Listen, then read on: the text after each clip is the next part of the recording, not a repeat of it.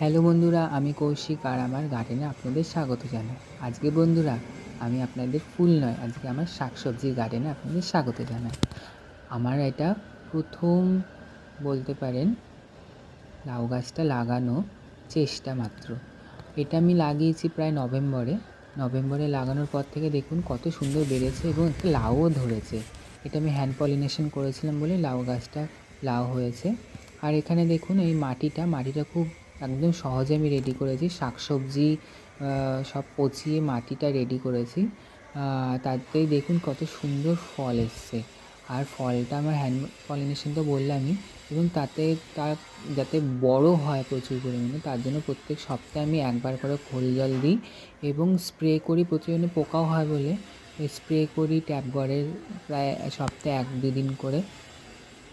আর মিরাকুলান তো দিই সপ্তাহে 1 দিন করে। তাতে দেখুন এত সুন্দর ফল এসছে। আমি আর কি বলবো বলুন, এরকম মানুষের যদি একটা ছাদে এরকম যদি ফল ধরে থাকে তার মনটা কতই না আনন্দিত হবে। এটার জন্য আপনাদের সাথে আমি শেয়ার করলাম। আর বন্ধুরা, সাথে আমি দেখলাম এটা শুধু ঝুলে থাকবে না, সেটা আমি আজকে কাটবো, আজকে কেটেও দেখাবো। দেখুন বন্ধুরা, আমি কেটেছি খুব কষ্ট করে, তাও কাটতে হলো, কারণ একই ডালে দুটো হয়ে গেছিলো, তাই বাড়তে পারছিলাম না বলে একটা কেটে নিলাম আমি।